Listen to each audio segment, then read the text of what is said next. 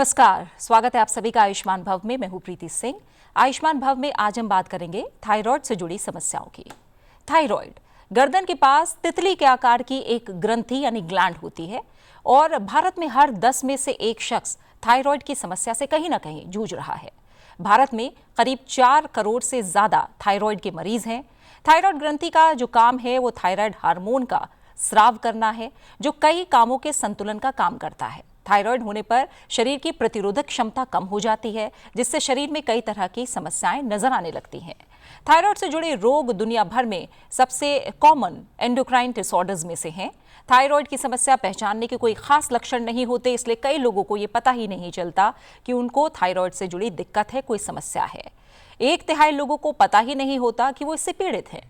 वैसे इससे जुड़ी समस्याएं महिलाओं में ज्यादा पाई जाती हैं। गर्भावस्था और डिलीवरी के पहले 3 महीनों के दौरान करीब 44% महिलाओं में थायराइड की समस्या पनप जाती है।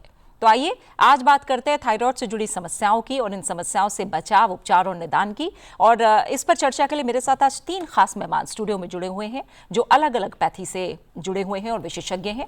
डॉक्टर निशांत रायजादा हमारे साथ जुड़े हुए हैं। एलोपैथी से जुड़ा जो नजरिया है डॉक्टर निशांत रायजादा, वो हमें समझाएंगे। आपका बहुत बहुत स्वागत और शुक्रिया डॉक्टर निशांत हमारे साथ जुड़ने के लिए। धन्यवाद। आयुर्वेद का जो नजरिया है वो डॉक्टर आकांक्षा पांडे हमें समझाएंगी। डॉक्टर आकांक्षा, बहुत बहुत स्वागत और शुक्रिया हमारे साथ जुड़ने के लिए। होम्योपैथी इसे किस तरह से देखता है, उसमें किस तरह का बचाव और उपचार हो सकता है, ये बताने के लिए डॉक्टर प्रोफेसर नीरज गुप्ता हमारे साथ स्टूडियो में जुड़े हुए हैं। आपका भी बहुत बहुत स्वागत है डॉक्टर नीरज गुप्ता। शुरुआत डॉक्टर रायजादा आपके साथ करेंगे। थोड़ा सा बताइए थायराइड क्या है, इसका काम कैसे होता है और कब हम इसे समस्या के रूप में देखें।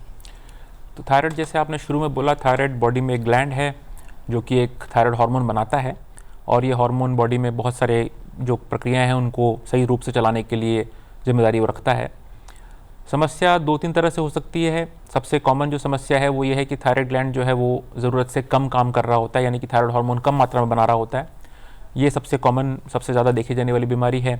एक दूसरी बीमारी ये हो सकती है कि आपका थायराइड ग्लैंड हाइपर एक्टिव हो गया, यानी कि ज़रूरत से ज़्यादा थायराइड हार्मोन बना रहा है। तो ये बीमारी थोड़ा कम देखते हैं। और ये भी होता है कई बार कि थायराइड ग्लैंड के अंदर कोई गांठ हो जाती है, उस गांठ में कैंसर या कैंसर का शक हो जाता है। तो ये 3 मोटे मोटे तौर पर जो बीमारियां हम थायराइड में देखते हैं। आपने बताया कि ये ग्लैंड है जिससे सिक्रेशन होता है और हो सकता है वो सिक्रेशन ज़्यादा हो या फिर कम हो, तब जाकर समस्या होती है। या फिर गांठ से जुड़ी भी समस्याएं कई बार देखी जाती हैं। तो इनको भी हम अलग अलग तरह से समझेंगे कि कौन सी समस्या ज़्यादा आम है और इसके पीछे बड़ी वजहें क्या होती हैं। डॉक्टर आकांक्षा, आयुर्वेद के नज़रिए से अगर देखें तो थायराइड, जैसे हमने कहा कि एक ग्रंथि है जिसका ग्लैंड का काम है हार्मोन का स्राव करना। कैसे समझते हैं और हार्मोन्स का संतुलन किस तरह से देखा जाता है आयुर्वेद के नज़रिए में? आयुर्वेद के अनुसार थायराइड नाम से कोई व्याधि डिस्क्रिप्टेड नहीं है, लेकिन उस टाइम पे आचार्यों ने इसको किसी भी प्रकार की सूजन के रूप में बताया गया है। और जो लक्षण हमें इसमें देखने को मिलते हैं, जो आजकल हमें हाइपरथायरॉइड में अलग टाइप के लक्षण मिलते हैं और हाइपोथायरॉइडिज्म में अलग टाइप के लक्षण मिलते हैं, तो उनका अलग अलग टाइप से डिस्क्रिप्शन है। जैसे कि ये जो ग्रंथि जिसको आप बता रहे थे कि एक ग्रंथि है, ग्रंथि में भी अगर वात और कफ दोष की प्रधानता है तो वो हाइपोथायरॉइडिज्म के जो लक्षण मिलते हैं हमें, उसके जैसे लक्षण उसमें हमें नज़र आते हैं। और जब वात और पित्त की प्रधानता है तो हमें हाइपरथायरॉइडिज्म के लक्षण जो है वो उसमें नज़र आते हैं। तो डायरेक्ट रिलेशन हम लोग जो है ग्रंथि से ही करते हैं। किसी भी टाइप की नेक स्वेलिंग जो है उसके अंदर दोषों का क्या कॉन्स्टिट्यूशन है, उसके अकॉर्डिंग इस डिजीज़ को हम डिफाइन करते हैं। ठीक है डॉक्टर नीरज गुप्ता, होम्योपैथी के नज़रिए से आप क्या जोड़ेंगे इसमें? देखिए, होम्योपैथी में एक डेफिशिएंसी, जैसे अभी बात कर रहे हैं कि थायराइड ग्लैंड है, तो या तो उसमें जो हार्मोन सिक्रीट हो रहा है कम है या ज़्यादा हो रहा है, एक्सक्रीट ज़्यादा हो रहा है। तो अगर कम होता है तो उसको हाइपोथायराइड कहते हैं, ज़्यादा अगर रिसाव हो रहा है तो उसको हाइपरथायराइड कहते हैं। ये तो रही टेक्निकल डायग्नोसिस की बात। लेकिन होम्योपैथी में हम लोग मानते हैं कि बीमारी जो है वो व्यक्ति को है। It is a dynamic process which is occurring at the level of vital force. Vital force यानी हमारी जो जीवात्मा है उसके ऊपर कहीं ना कहीं कोई असर हो रहा है, और उसके साथ जुड़े हुए बहुत सारे फैक्टर्स होते हैं जो प्री मॉर्बिड फैक्टर्स हम मानते हैं। यानी बीमारी होने से पहले बहुत सारे फैक्टर्स हैं, चाहे वो स्ट्रेस हो सकता है, ग्रीफ हो सकता है, प्रोलॉन्ग ग्रीफ हो सकता है, और कई सारे जुड़े हुए एनवायरमेंटल फैक्टर्स हो सकते हैं। डेफिशिएंसीज जहाँ तक कि देखा गया है कि हमारा डायरेक्ट इसका लिंक होता है आयोडीन के साथ। तो आयोडीन की कमी जहाँ होती है वहाँ थायराइड होने की संभावना बढ़ती है। तो ये डेफिशिएंसी का एक पैटर्न है। और होम्योपैथी में हम इसको अलग से बीमारी नहीं मानते हैं, जो कि नोजोलॉजिकली थायराइड, हाइपोथायराइड या हाइपरथायराइड, वही हम मान के चलते हैं। लेकिन उसके साथ जुड़े हुए जो लक्षण हैं, जो भी सिम्टम आ रहे हैं, उनको प्राथमिकता दी जाती है और उससे जुड़े हुए कॉजेज़ कि क्या कारण है जो कि वो लक्षण पैदा हो रहा है उसके वजह से, तो उनको मद्देनज़र रखते हुए उसका बैकग्राउंड हिस्ट्री, सारी फैमिली हिस्ट्री, मेडिकल हिस्ट्री देखी जाती है, क्योंकि ये हेरिडिटरी भी कुछ देखा जाता है कि हेरिडिटरी भी होता है। तो आनुवांशिक हिस्ट्री, हेरिडिटरी और लक्षण, ये सारा कुछ एनवायरमेंटल फैक्टर्स को मद्देनज़र रखते हुए इसको एक डोमेन में रखते हैं कि ये थायराइड डिजीज़ है, डिसऑर्डर है, और उसको फिर हम सिम्टोमेटिकली मैनेज करते हैं। एक सपोर्टिव रूप में भी मैनेज किया जाता है और एक इंडिविजुअल रूप में भी। जब एक फंक्शनल लेवल पे बीमारी है तो हम इंडिविजुअल होम्योपैथिक रेमेडीज़ भी देते हैं, जिससे हाइपोथायराइड या हाइपरथायराइड जैसी बीमारी बिल्कुल ठीक हो सकती है। ठीक है डॉक्टर आज़ादा, जैसे आप लोगों ने बताया कि हो सकता है कि जो हार्मोन का स्राव है वो ज़्यादा हो सकता है कम हो रहा हो। अगर इन्हीं दो पर हम पहले फोकस करें तो ज़्यादा आम कौन सी समस्या होती है और उसके पीछे बड़े कारण क्या होते हैं? जो सबसे आम समस्या हम देखते हैं वो हार्मोन कम बनना होता है। जैसे हाइपोथायराइडिज्म सर ने जैसे बताया, हाइपोथायराइडिज्म कहते हैं यानी कि ग्लैंड जो है वो कम काम कर रहा है। इसके अंदर भी दो वैरायटी है, एक होता है माइल्ड वैरायटी जिसमें कि थोड़ा ही कम काम कर रहा है ग्लैंड, और एक सीवियर वैरायटी होती है जिसमें कि ग्लैंड का काम बिल्कुल बंद हो गया या लगभग ना के बराबर है। तो अब जो सीवियर वैरायटी है उसमें तो बिल्कुल हार्मोन बन ही नहीं रहा है, तो मैं बाहर से हार्मोन गोली के रूप में देना पड़ता है, दूसरा कोई रास्ता नहीं है, वो इलाज लाइफ लॉन्ग चलना देना ही पड़ेगा। जो माइल्ड वैरायटी है उसमें हर मरीज़ को दवाई की ज़रूरत नहीं होती है। कुछ खास कंडीशंस में हम थायराइड हार्मोन देते हैं, बाकी कंडीशंस में हम बिना हार्मोन दिए ही उनको मैनेज करते हैं। अब कारणों की बात करें तो 1970-80 से पहले सबसे बड़ा कारण हाइपोथायराइड का आयोडीन की कमी थी। 1970-80 में भारत सरकार ने बहुत सारे रिसर्च किए, खासकर कांगड़ा वैली में, और जहाँ पर उन्होंने ये शो किया कि आयोडीन की कमी की वजह से दिक्कतें होती हैं, और अगर हम आयोडीन सॉल्ट में मिला के पॉपुलेशन को दें तो ये बीमारी की जो प्रेवलेंस है वो काफ़ी कम हो जाती है। तो उसके बाद यूनिवर्सल आयोडाइजेशन प्रोग्राम गवर्नमेंट ने लॉन्च किया था, जिसके तहत हम नमक के अंदर आयोडीन मिला के दिया जाता है, और नॉन आयोडाइज सॉल्ट यानी बिना आयोडीन युक्त नमक की सेल के ऊपर प्रतिबंध था, यानी कि आप नहीं बेच सकते थे ऐसा सॉल्ट जिसमें आयोडीन नहीं हो। तो ये करने के बाद से अगले 20-30 साल के अंदर आयोडीन की कमी तो लगभग ना के बराबर हो गई है। तो अब जो मेन कारण है वो आयोडीन की डिफिशिएंसी इंडिया में नहीं है। अब जो सेकेंड मोस्ट कॉमन कारण है, जो कि अब मोस्ट कॉमन बन गया है, वो है ऑटो इम्यूनिटी। ऑटो इम्यूनिटी क्या है? बॉडी के अंदर इम्यून सिस्टम होता है जो कि बीमारी से लड़ने में हेल्प करता है। ऑटो इम्यून बीमारी वो होती है जब आपका इम्यून सिस्टम गलती से आप ही के बॉडी के ऑर्गन्स के ऊपर अटैक कर देता है। तो थायराइड ग्लैंड जो है वो खासकर ऑटो इम्यूनिटी का शिकार बनता है, और ये फीमेल्स में यानी कि लेडीज़ में ये काम ज़्यादा होता है, और वो आपकी बॉडी की इम्यूनिटी जो है वो ग्लैंड को डैमेज कर देती है, फिर वो ग्लैंड ढंग से काम नहीं करता है और पर्याप्त मात्रा में हार्मोन वो नहीं बनाता है। तो ये अब मोस्ट कॉमन कारण ये हो गया है।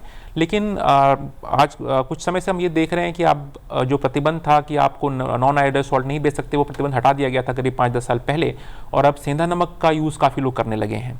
तो सेंधा नमक, अगर खाली सेंधा नमक ही यूज़ करेंगे और आयोडाइज्ड सॉल्ट बिल्कुल यूज़ नहीं करेंगे तो आयोडीन की कमी दोबारा हो सकती है, और खासकर प्रेग्नेंट फीमेल्स जो हैं और छोटे बच्चे हैं उनका आयोडीन की बहुत ज़रूरत होती है।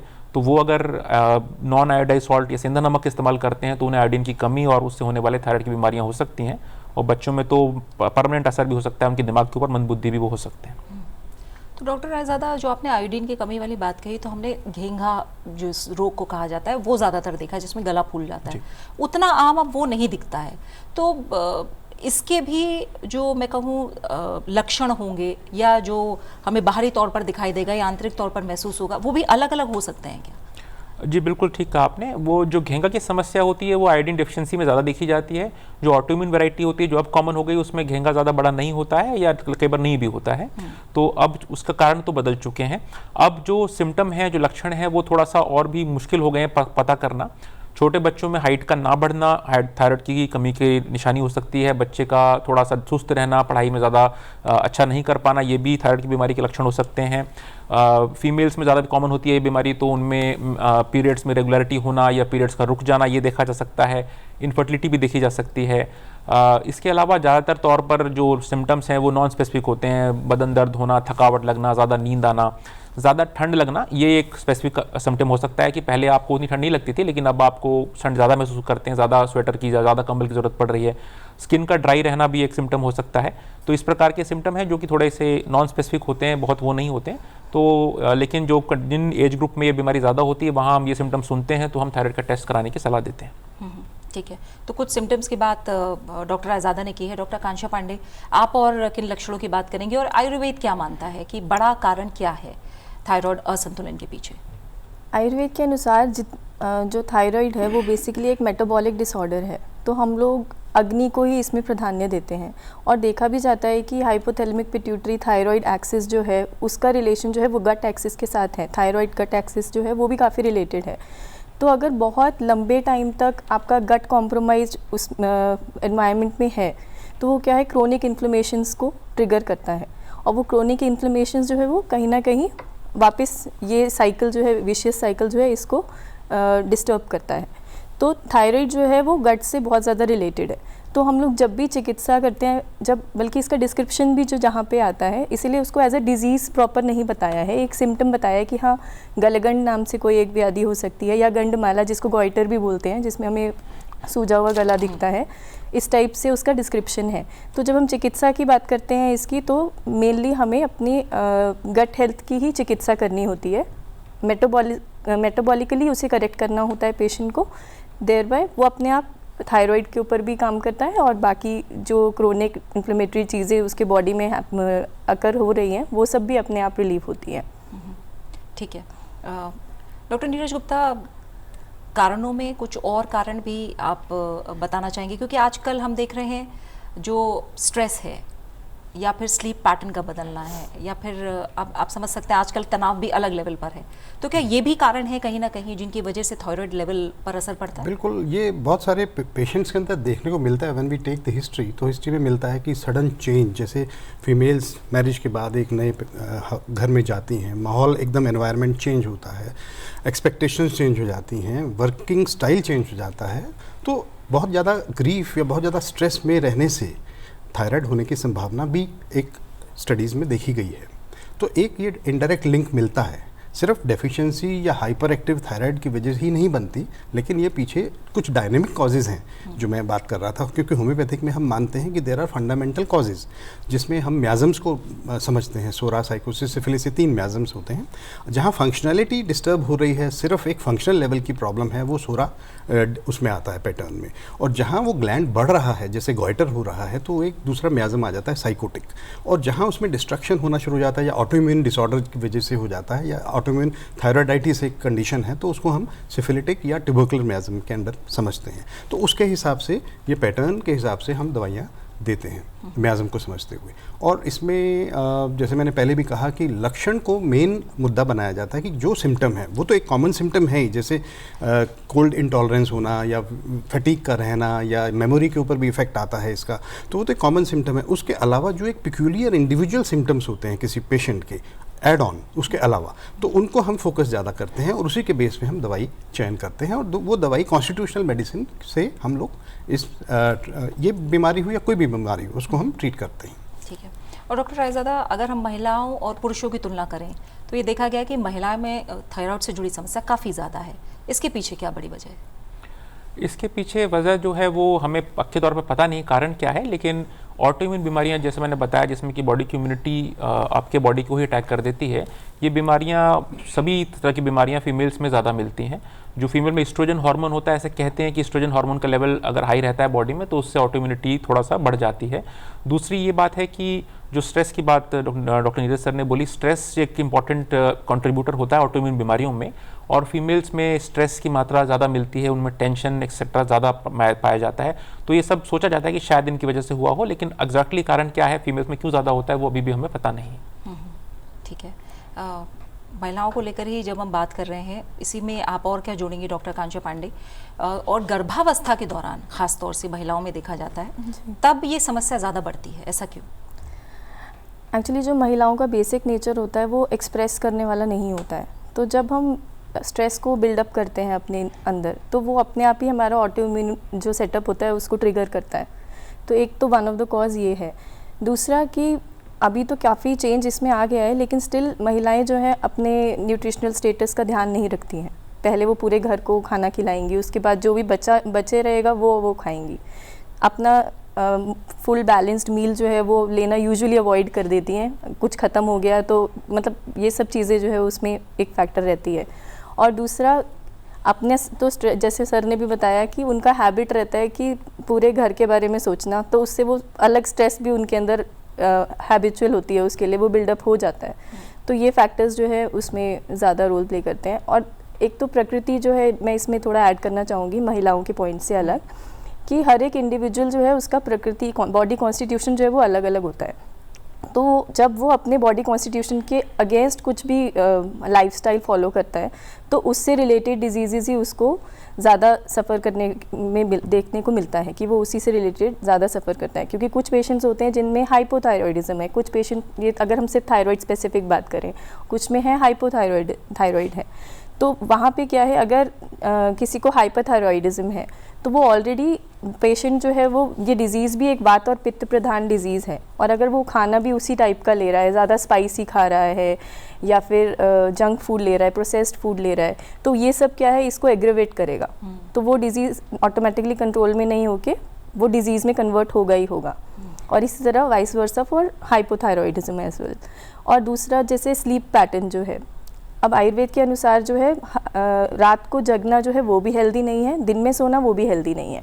अगर कोई पर्सन जो है वो वात कफ प्रिडोमिनेंट है और वो अगर दिन में सोता है तो वो उसी से रिलेटेड डिसऑर्डर्स से जो है वो ग्रसित रहता है। तो इसीलिए वो हाइपोथायराइड के केसेस में हमें, अगर हम हिस्ट्री लेते हैं तो मोस्टली हमें ये मिलेगा कि वो दिन में ज़्यादा नैप से ज़्यादा मतलब सोते हैं, 1 घंटा 2 घंटा सोते हैं, तो वो क्या है, वो ट्रिगरिंग फैक्टर है उनके लिए।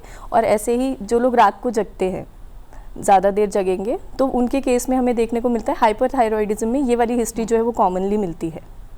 और इसके अलावा जो है वो आपके लाइफस्टाइल, कि आप कैसे लाइफस्टाइल फॉलो कर रहे हैं, सीडेंट्री लाइफस्टाइल है बहुत ज़्यादा, तो ये सब चीज़ों का काफ़ी इम्पैक्ट आता है। ठीक है।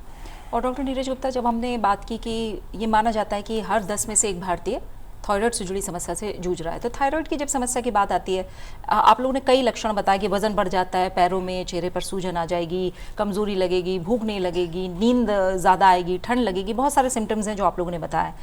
तब भी लोग इतनी देर क्यों कर देते हैं ये समझने में कि उन्हें थायराइड से जुड़ी समस्या है? क्योंकि कई लोगों को अभी भी नहीं पता कि उन्हें इससे जुड़ी कोई समस्या है भी। ऐसा क्यों होता है? देखिए, ये ओवरलुक हो जाता है क्योंकि पेशेंट्स के लिए ये इमरजेंसी नहीं है। क्या भूख कम लगना, वो कहते हैं कि चलो कुछ टॉनिक ले लें, कमज़ोरी लग रही है कुछ आयरन टॉनिक ले लें, तो वो जनरली इसको ओवरलुक करते हैं और डॉक्टर के पास टाइम पर नहीं जाते हैं unless they go to the doctor, और डॉक्टर सारे उसके इन्वेस्टिगेशन कराता है कि भाई हाँ ये पॉसिबिलिटी हो सकती है। डिफरेंशियल डायग्नोसिस किया जाता है कि अगर ये लक्षण लेके आ रहा है तो इसमें ये टेस्ट, TSH का टेस्ट हम कराते हैं, थायराइड प्रोफाइल कराते हैं, या एक TPO एंटी TPO टेस्ट भी होता है, वो कराया जाता है, जिससे आइडेंटिफाई होता है कि एक्चुअली ये किस तरफ जा रहा है, ये हाइपोथायराइड की तरफ जा रहा है, यूथायराइड की तरफ जा रहा है, या ऑटोइम्यून थायराइडाइटिस की तरफ जा रहा है। तो वंस इट इज़ डायग्नोज तभी वो उसको जागरूकता मिलती है। और मेजरली जैसे फीमेल्स हैं उनके अंदर देखते हैं कि मेंस्ट्रुअल इरेगुलरिटीज़ होती हैं, तो वो गायनिक के पास जाती है। पहले तो वो घरेलू नुस्खे ही अपनाते हैं लोग कि भाई चलो ये खा लिया, वो खा लिया, इससे सलाह ले ली, उससे सलाह ले ली, लेकिन जब वो डॉक्टर के पास जाते हैं तो वो सबसे पहला कारण ये रूल आउट करने के लिए टेस्ट कराए जाते हैं, और टेस्ट में आइडेंटिफाई होने के बाद ही फिर डॉक्टर भी सलाह देता है कि yes this is this diagnosis and you have to take this thyroid hormone, जो आपकी मेडिसिन के तरह से दी जाती हैं। तो ये बेसिकली क्या है कि ओवरलुक हो जाती हैं symptom, because they are not a kind of danger, they are not kind of emergency, इसलिए वो इस चीज़ को मद्देनज़र समझ में नहीं रखते हैं सामने। ठीक है डॉक्टर आज़ादा, अगर थायराइड से जुड़ी समस्या है तो क्या क्या और समस्याएं पैदा हो सकती हैं, कितना गंभीर इसे माना जाए? थायराइड की बीमारी के बारे में जैसे डॉक्टर नीरज सर बता रहे हैं, शुरू में इमरजेंसी के रूप में नहीं होता है, सिम्टम भी बहुत हल्के हल्के होते हैं और लोग लगता है कि हाँ बिना इलाज के भी इतना ख़राब तो नहीं लग रहा है। लेकिन अगर बीमारी का इलाज लंबे समय तक नहीं किया जाता तो बॉडी में बहुत सारे चेंजेस और आ सकते हैं। कोलेस्ट्रॉल का लेवल थायराइड के मरीज़ों में ज़्यादा रहता है और वो कोलेस्ट्रॉल जो है हार्ट की वेसल्स के अंदर जमा हो सकता है और दिल की बीमारी कॉज हो सकती है उसकी वजह से। याददाश्त में कमी आने लगेगी, धीरे धीरे आपका जो ब्रेन फंक्शन है वो इफेक्ट हो जाता है। थायराइड हार्मोन की कमी बहुत रहने की वजह से पूरे बॉडी में सूजन आ सकती है। बॉडी के अलावा हार्ट के आसपास पानी भर सकता है, लंग्स के आसपास पानी भर सकता है, प्लूरल इफ्यूजन और पेरिकार्डियल इफ्यूजन कहते हैं इसे। और ये पानी जितना भर सकता है कि उससे हार्ट का फंक्शनिंग या लंग्स का फंक्शनिंग भी इफेक्ट हो सकता है। ज़्यादा समय तक इस स्थिति में रहने से एक सीवियर कंडीशन होती है, इसको मिक्सिडिमा कोमा कहते हैं, जिससे कि पर जो व्यक्ति है वो कोमा में चला जाता है और उस कोमा में करीब 50 से 60% लोगों का जान बचाना मुश्किल हो जाती है। तो अगर लंबे समय तक इलाज नहीं करेंगे तो लाइफ थ्रेटनिंग भी हो सकता है। बाकी और सिम्टम्स जो मैंने पहले भी बताया, अगर यंग बच्चों में बीमारी हो गई और आपने टाइम से डायग्नोज नहीं किया तो उनकी हाइट बढ़ना रुक सकती है और फाइनल हाइट जो उनकी हो सकता है वो कभी अचीव ना कर पाएँ, लाइफ लॉन्ग छोटे रह जाएँ, उनकी प्यूबर्टी होने में डिले हो सकता है। फीमेल्स में अगर बीमारी है तो उन्हें इनफर्टिलिटी हो सकती है, बच्चा नहीं होगा तो उनको उसकी परेशानी भी आ सकती है। तो इस प्रकार की बहुत सारी समस्याएं जो हैं थायराइड से लिंक्ड हैं और जो हो सकती हैं। और एक और चीज़ जो मैं यहाँ पे बोलना चाहूँगा कि वज़न को लेकर काफ़ी लोगों में ये रहता है कि मोटापा है तो मोटापा शायद थायराइड की वजह से है। ये बात पूरी तरह सच नहीं है। उसका उल्टा ये है कि मोटापा काफ़ी कॉमन हो गया है और जो लोग मोटे होते हैं उसमें जो थायराइड हार्मोन है वो लेवल थोड़ा सा हाई रहता है, उसका नॉर्मल से थोड़ा सा ऊपर रहता है। तो एक बॉडी का अडेप्टेशन होता है, वो उसको रिपोर्ट में देखने पे लगेगा कि माइल्ड फॉर्म ऑफ हाइपोथायराइडिज्म है, लेकिन क्योंकि वजन बहुत ज़्यादा है उस कंडीशन में हम उसे डिजीज़ नहीं मानते, हम उसे ओबेसिटी यानी कि मोटापे का एक रिजल्ट मानते हैं और उसके लिए हम कोई दवाई नहीं देते। यानी कि थायराइड की वजह से मोटापा नहीं है, मोटापे की वजह से थायराइड लेवल थोड़ा सा असर पड़ गया है। और जो बहुत सीवियर हाइपोथायराइड होता है, सीवियर बीमारी होती है, उनमें थोड़ा 2-3 किलो वजन गेन हो सकता है, जो कि बॉडी में वाटर रिटेंशन की वजह से होता है, पानी जो सूजन आ जाती है पानी की वजह से, और वो 2-3 किलो ही कम हो पाता है अगर हम दवाई देते हैं। तो मोटापे का कारण थायराइड ना समझें और थायराइड का इलाज करने से मोटापा ठीक हो जाएगा, ऐसा भी नहीं समझे। ठीक है डॉक्टर कांचा पांडे, आयुर्वेद ने बहुत महत्व दिया है दिनचर्या को, ऋतुचर्या को, बहुत कुछ नियम हैं जिनका पालन किया जाए तो आप सिर्फ थायराइड नहीं, बहुत सारी समस्याएं जिनसे दूर रह सकते हैं। तो थायराइड को लेकर स्पेसिफिकली अगर हम बात करें तो कौन सी ऐसी बातें हैं जो आप बताना चाहेंगी जिन्हें करना ज़रूरी है? सबसे पहले तो हम लोग आहार निद्रा के ऊपर ही बात करेंगे। जो आहार है उसके लिए आप अपनी प्रकृति के अकॉर्डिंग खाना खाइए। अगर आपको ऐसा लगता है कि अपने आप आपका प्रकृति एनालिसिस आपको मुश्किल होगा, इसलिए आप कंसल्ट करिए उसके लिए एक्सपर्ट्स के पास जाके, और उसके अकॉर्डिंग एक कस्टमाइज्ड डाइट प्लान जो है वो आपको बनाना चाहिए। यूजुअली हम इस चीज़ को अवॉइड करते हैं क्योंकि घर पे जो एक खाना बना है वो हर किसी को सूट करेगा ऐसा ज़रूरी नहीं है। तो हमें उसमें क्या थोड़े बहुत चेंजेस करके, ऐसा नहीं है कि आपको अपने लिए कुछ अलग ही बनाना पड़ेगा, उन्हीं खानों में कुछ ना कुछ मॉडिफिकेशंस करके आप उसको अलग अलग प्रकृति के अनुसार उसको ले सकते हैं। तो वो एक चीज़ हमें ध्यान रखनी है। जैसे पित्त प्रकृति वाले हैं उनको ज़्यादा स्पाइसी खाना नहीं खाना चाहिए, तो वो स्पाइसी वाला पोर्शन एक्सक्लूड करके वो नॉर्मल डाइट जो है वो वैसा ले सकते हैं। लेकिन अगर वही कफ प्रकृति वाला है उसके लिए स्पाइसी जो है वो हीलिंग की तरह काम करेगा, तो वहाँ पे उसको वो चीज़ इंक्लूड करना है। ये एक जनरल एग्जांपल है। देन निद्रा की बात जहाँ मैं कर रही थी कि स्लीप पैटर्न जो है आपको उसको एक प्रॉपर टाइम पे उठना है, प्रॉपर टाइम पे डेली सोना है, सेम टाइम पे ही उठना और सोना जागना जो है वो आपको मतलब सोना जागना करना चाहिए, जिससे कि आपकी बॉडी की हीलिंग प्रोसेस जो है वो एक हैबिट में आती है, एक साइकिल बनती है आपकी, तो उसको आपको फॉलो करना चाहिए। दिन में आपको नहीं सोना चाहिए, ये ज़्यादातर अवॉइड करना चाहिए। यूजुअली हाउसवाइफ्स जो होती है वो दिन में ज़रूर सोती हैं और इसलिए भी फीमेल्स में ये ज़्यादा देखने को मिलता है, तो वो चीज़ आपको अवॉइड करनी है। अपने आप को थोड़ा एक्टिविटी में इन्वॉल्व रखना है। लाइफस्टाइल जो है आपका सेडेंटरी नहीं होना चाहिए, और इसके साथ साथ जो है आप योगा प्राणायाम इनकी हेल्प ले सकते हैं। और योगासन में अगर आप प्रिवेंशन की बात करेंगे तो आप सूर्य नमस्कार जो बेसिक होता है उससे भी आपकी पूरे बॉडी की एक्सरसाइज होती है, तो आप डेली उसको परफॉर्म कर सकते हैं to prevent this type of metabolic disorders. और जिनको थायराइड डेवलप हो चुका है उसके लिए कुछ स्पेसिफिक आसन हैं, जैसे कि हलासन है या फिर शोल्डर स्टैंड्स हैं। वो सब चीज़ें आप किसी की कंसल्टेशन में या निगरानी में ही करिए, अपने आप से आप उसको परफॉर्म ना करिए। और इसके अलावा भी बहुत सारे योगासन जो है वो हैं, और साथ में ब्रीदिंग टेक्निक्स होती हैं, तो प्राणायाम हो गया, भ्रामरी हो गया, ये सब चीज़ें जो है आप फ़ायदेमंद होंगी और प्रिवेंट करेंगी, थायराइड से जुड़े समस्या होने से पहले ही उन्हें रोक लेंगी। डॉक्टर नीरज गुप्ता, एक तरह से जो भी समस्याओं की हमने बात की है और हमने ये कहा कि सिम्टम्स क्योंकि माइल्ड हैं इसलिए हो सकता है लोग समय पर ना जाएं, तो क्या इसका भी टेस्ट एक अंतराल पे करा लेना चाहिए? और जब होम्योपैथी की हम बात करते हैं, स्टेजेस आप लोगों ने बताएं कि माइल्ड और सिवियर हो सकता है, क्या दोनों स्टेजेस पे होम्योपैथी काम करती है? जी, देखिए पहला जो आपने क्वेश्चन किया है कि क्या हम माइल्ड स्टेजेस पे काम कैसे कर सकते हैं, तो प्रिवेंटिव का रोल बहुत इम्पॉर्टेंट है यहाँ पर। Prevention is better than cure. तो अगर माइल्ड केसेस हैं तो उसमें डाइट का बहुत अच्छा एक रोल आता है, तो डाइटरी फैक्टर्स को मद्देनज़र रखना ज़रूरी है, जिसमें जिंक है, सिलीनियम है, विटामिन बी है, प्लस आयोडीन जिसकी डेफिशिएंसी से देखने को मिलता है। तो ये रिप्लेनिश करना बहुत ज़रूरी है। पेशेंट्स को ये जागरूक करना ज़रूरी है डॉक्टर के द्वारा कि आपने ये डाइट लेनी है, और इसकी वजह से आपका जैसे सी फूड, जो नॉन वेजिटेरियंस हैं उनके अंदर सी फूड एक बहुत अच्छा इंपॉर्टेंट डाइटरी एलिमेंट है, जिसकी वजह से आयोडीन डेफिशिएंसी की मात्रा पूरी हो सकती है। तो सी फूड भी हम बताते हैं, तो वो भी एक डाइट से प्रिवेंटिव एस्पेक्ट किया जाता है। दूसरा यह है कि जैसे मैंने बताया, होम्योपैथी में कॉन्स्टिट्यूशनल अप्रोच हम मानते हैं कि किसी व्यक्ति का क्या कॉन्स्टिट्यूशन है उसके हिसाब से हम दवाई देते हैं, which depends upon family medical history and many other factors. तो वो कॉन्स्टिट्यूशनल मेडिसिन देने से उसकी जो प्रीडिस्पोजिशन है, डायथिसिस है, जो एक प्रवृत्ति बनती है कि भाई उसको थायराइड होने की संभावना हो सकती है आगे जा कर के, तो उसको हम रोक सकते हैं। एक तो वो चीज़ है।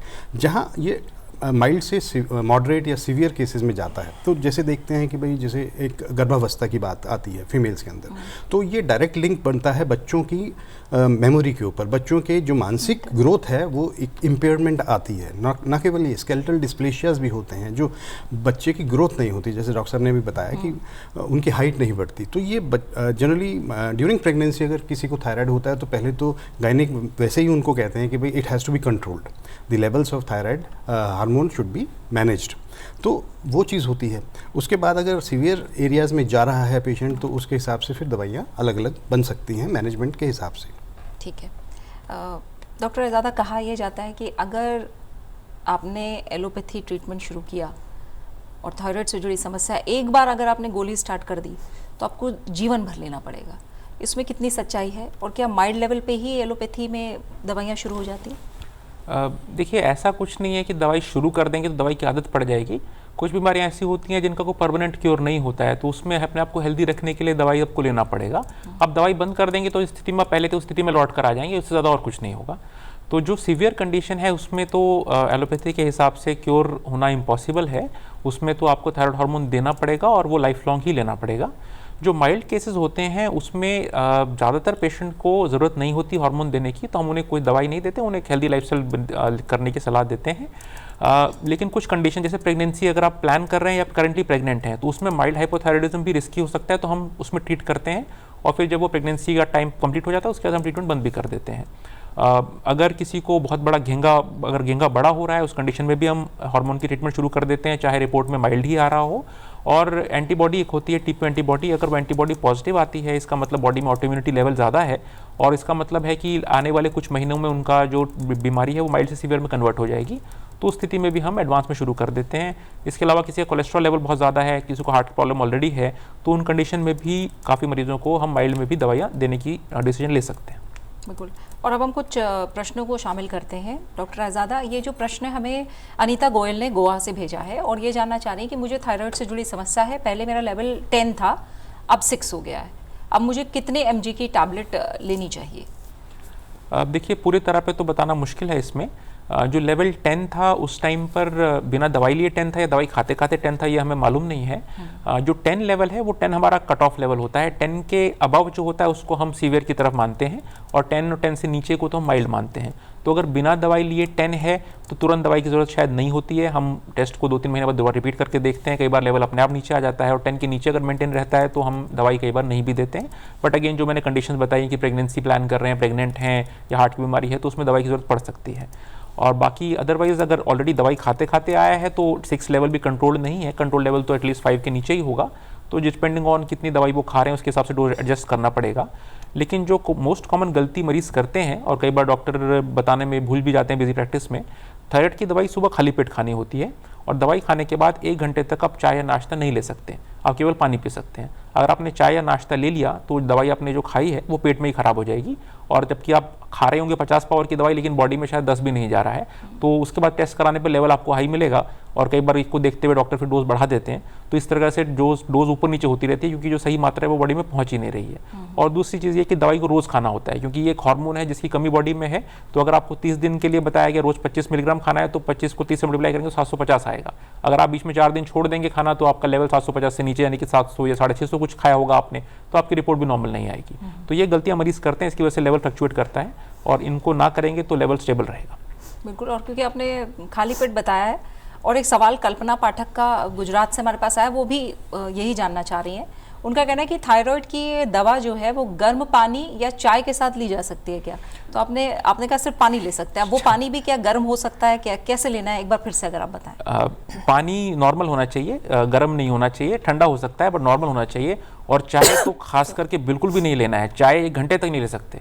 चाय खास करके टैबलेट को डिस्ट्रॉय कर देता है। अगर आप चाय पी लेंगे, तुरंत पी लेंगे तो बिल्कुल ही डिस्ट्रॉय कर देगा। अगर 1 घंटे के अंदर भी ले लेंगे तो भी काफ़ी हद तक दवाई को ख़राब कर देगा।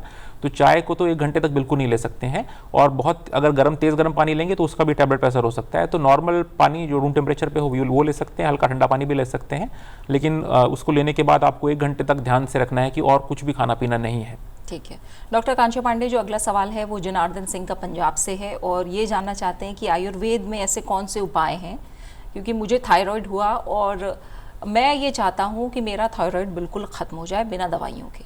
तो आयुर्वेद में इसके लिए क्या उपाय हैं, क्या सलाह आप देंगी? एक तो इन्होंने कुछ लेवल्स का जिक्र नहीं किया जी। तो मैं बहुत जनरलाइज्ड अप्रोच ही बताऊंगी अभी। आयुर्वेद में हम लोग जब भी किसी को फ्रेशली डायग्नोस्ड अगर कोई थायराइड पेशेंट है हमारे पास जिन्होंने एलोपैथिक मेडिसिन स्टार्ट नहीं किया है और जिनका लेवल भी सब क्लिनिकल मार्जिन्स में है, तो उस केस में हम लोग एलोपैथिक कंसल्टेशन के लिए उनको इनिशियली नहीं बताते हैं। तब हम क्या बोलते हैं, उनको मेटाबॉलिक करेक्शन करते हैं। उसके लिए हम पंचकर्मा थेरेपी करते हैं। कोई भी मेडिसिन देने से पहले हम बॉडी का डिटॉक्सिफिकेशन करते हैं, जिसमें हम वमन and विरेचन therapy as per the hypo और हाइपर कंडीशन डिसाइड करते हैं कि हमें किस अप्रोच में जाना है। एंड देन उसके बाद उससे एसोसिएटेड नस्य एंड शिरोधारा, ये सब टेक्निक्स भी हम करते हैं, क्योंकि हम लोग इनिशियली ही हाइपोथैलेमस इन्वॉल्वमेंट उसमें मानते हैं। तो उसके लिए हम लोग नस्य थेरेपी एंड शिरोविरेचन थेरेपीज़ जो है वो करते हैं। सिंगल ड्रग्स की बात करेंगे तो मल्टीपल ड्रग्स हैं जो कि स्वेलिंग जो है उसको रिड्यूस करने के लिए स्पेसिफिकली सिम्टोमेटिकली हम लोग अप्रोच करते हैं, जिसमें कांचनार है, अश्वगंधा है और ब्राह्मी वटी है। तो ये सब जो है हमारा स्वेलिंग्स के ऊपर स्पेसिफिक ट्रीटमेंट रहता है।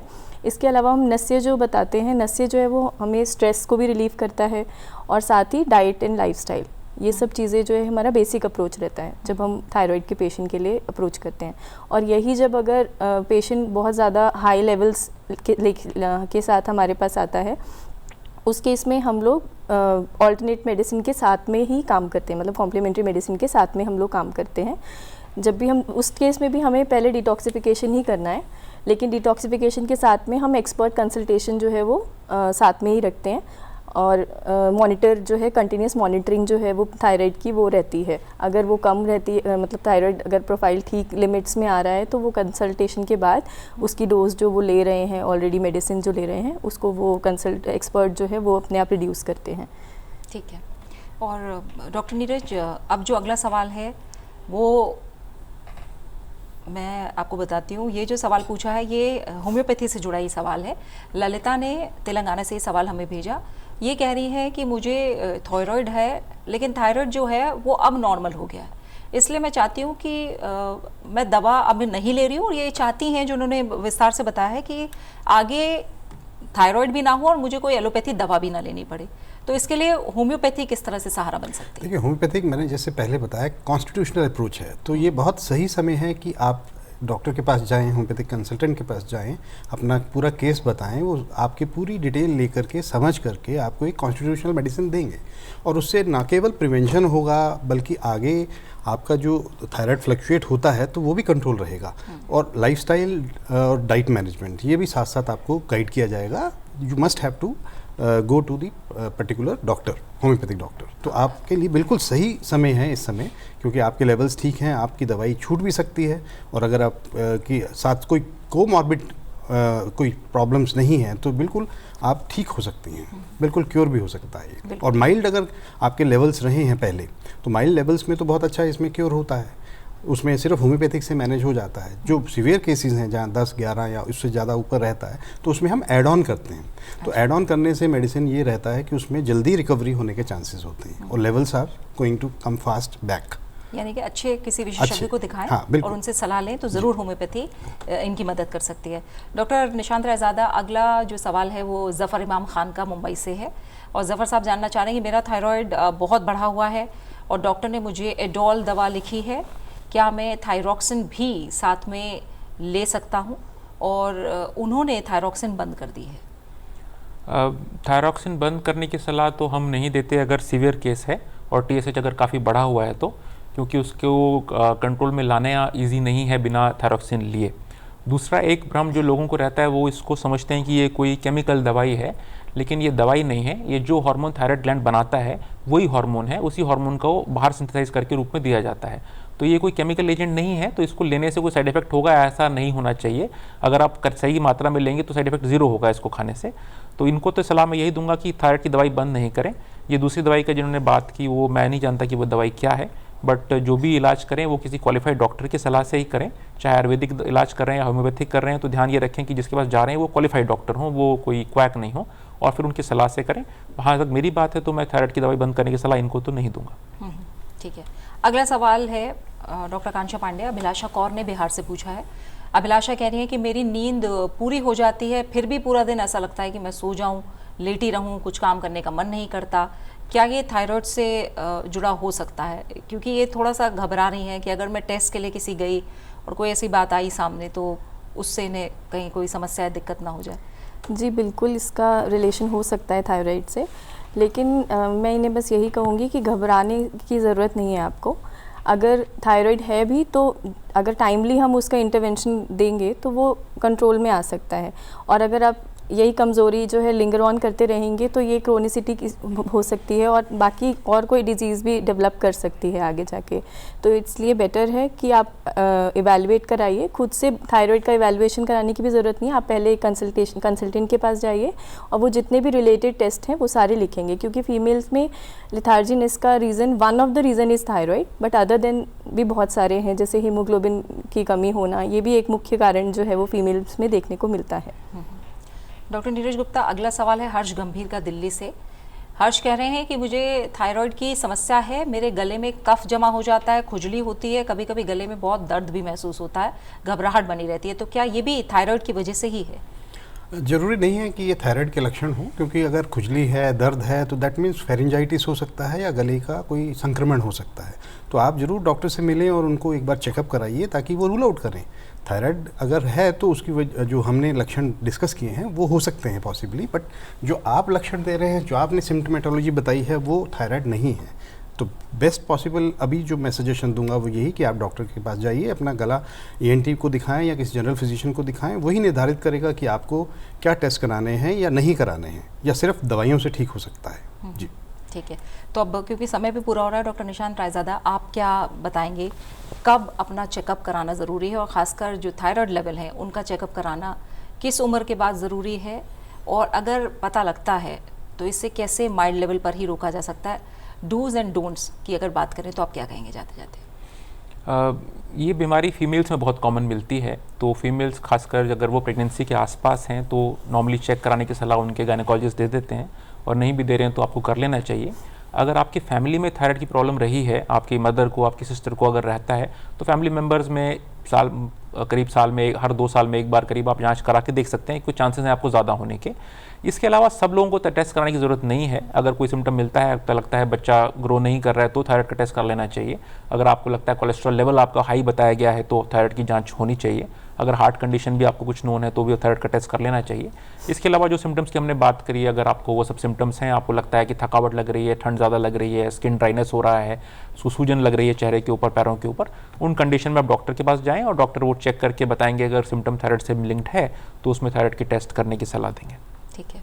और डॉक्टर कांक्षा पांडे, आप क्या कहेंगे जाते जाते, और क्या अनुवांशिक रूप से अगर हम देखें तो क्या ये देखा गया है कि अगर परिवार में किसी को थायराइड है तो संभावना ज़्यादा हो जाती है? जी बिल्कुल, इस चीज़ का जिस परिवार में ऑलरेडी थायराइड की शिकायत है उनको ध्यान रखना चाहिए कि अपने बच्चों को उसी टाइप का लाइफस्टाइल और डाइट जो है वो प्रोवाइड करें। उसको फैमिली में वैसे ही इनकलकेट करना चाहिए हमें, जिससे कि आगे वो प्रॉब्लम उनको हो ही ना। तो प्रिवेंशन का वहाँ पे बहुत ज़्यादा रोल आ जाता है। और जहाँ तक ट्रीटमेंट की बात है तो वो आपको कंसल्टेशन के बिना तो कुछ भी ट्रीटमेंट नहीं शुरू करना। हम लोगों ने जनरलाइज ट्रीटमेंट अप्रोच यहाँ पे जो मैंने बताई है आपको, वो आफ्टर कंसल्टेशन ही आपको करना चाहिए। लेकिन जहाँ प्रिवेंशन की बात आती है तो वहाँ पे आपको माइंडफुल ईटिंग जो है वो बहुत ज़्यादा ज़रूरी है। एकाग्रचित होकर अपने आप को सारे स्क्रीन से रिफ्रेन कर अपने खाने पे ध्यान लगाकर खाना खाना बहुत ज़रूरी है, जो आजकल हम मोस्टली नहीं करते हैं। और दूसरा अपना स्लीप पैटर्न जो है उसको रेगुलराइज करना जो है वो बहुत ज़्यादा इम्पॉर्टेंट है। प्रोसेस्ड फूड, जंक फूड, इन सब से बिल्कुल दूरी बना लेना बहुत ज़्यादा ज़रूरी है। और साथ में योगा या प्राणायाम, कोई भी टाइप का एक्सरसाइज जो है अपने जीवन शैली में इंक्लूड करना बहुत ज़रूरी है। डॉक्टर नीरज गुप्ता, जाते जाते आपका क्या संदेश है? मैनेज करना कितना आसान अगर थोड़ा सा सावधानी बरत के रहा जाए तो? देखिए, prevention is better than cure. तो हमेशा हम यही बात करते हैं कि आप कभी भी किसी भी व्यक्ति को कोई ऐसे लक्षण आ रहे हैं तो इमीडिएटली डॉक्टर से कंसल्ट करना ज़रूरी है, पहली बात। दूसरा, lifestyle, because it is one of the lifestyle disorders. तो आप स्ट्रेस मैनेजमेंट करें। जैसे डॉक्टर साहब ने बताया कि योग निद्रा या कोई ऐसी चीज़ ज़रूर अपनाएं, मेडिटेशन है या कुछ एक्सरसाइजेज हैं जिससे आप थोड़ा सा स्ट्रेस फ्री हो पाएँ। तो बिकॉज स्ट्रेस भी वन ऑफ द रीजंस बनता है इसमें थायराइड के डेवलप होने में। और डाइट को बहुत अच्छा इंपॉर्टेंस दिया जाता है। डाइट में जैसे थायराइड की कमी है तो इसमें जो बाहर से हम रिप्लेनिश करते हैं थायराइड हार्मोन, तो इसको हम डाइट के माध्यम से लें। तो डाइटरी फैक्टर्स बहुत सारे हैं। और जो नहीं लेना है, जनरली ये कहते हैं कि जैसे कैबेज है, रॉ कैबेज नहीं खाना क्योंकि उसमें आयोडीन डेफिशिएंसी मिलती है। तो और सिलीनियम और जिंक, ये डेफिशिएंसीज भी देखने को मिलती हैं। तो इसकी वजह से मेल्स के अंदर भी थायराइड होता है। लेकिन मेल्स जो हैं आजकल जैसे देखने को मिल रहा है कि ईडी यानी इरेक्टाइल डिसफंक्शन है, लो लिबिडो है, तो ये चीज़ें वो जनरली नहीं समझते हैं कि इसमें भी थायराइड का कुछ संभावित रूप हो सकता है। तो डॉक्टर ही निर्धारित करेगा कि ये टेस्ट कराना है ताकि वो रूल आउट हो जाए और वो चीज़ें नॉर्मल हो सकती हैं, बिल्कुल हो सकती हैं। तो मैं कहूँगा कि कोई भी ऐसे आपको कहीं डाउट आ रहा है तो you have to consult a qualified doctor, चाहे होम्योपैथिक हो डॉक्टर, चाहे एलोपैथिक हो, चाहे आयुर्वेदिक हो। जो भी आप सिस्टम अपनाना चाहते हैं, treatment are available in all pathies. बिल्कुल। इसी के साथ समय ये पूरा हो गया। डॉक्टर निशांत रायजादा आपका, डॉक्टर कांक्षा पांडे आपका, डॉक्टर नीरज गुप्ता, तीनों मेहमानों का बहुत बहुत शुक्रिया हमारे साथ आज आयुष्मान भव में जुड़ने के लिए। तो तीनों ही विशेषज्ञों ने जो सलाह और सुझाव दिए हैं, उम्मीद करते हैं वो आपके काम आएंगे। और जाहिर तौर पर इससे बचाव की बात हो या फिर इसे मैनेज करने की बात हो, सही जीवन शैली अपनाना अपने आप में बहुत ज़रूरी हो जाता है। तो आप ने इस अंक को देखा, इसे आप YouTube पर भी देख सकते हैं। अपने ज़रूरी सलाह और सुझाव हमारे साथ साझा भी कर सकते हैं। आप बने रहिए सनसेट टीवी के साथ। नमस्कार।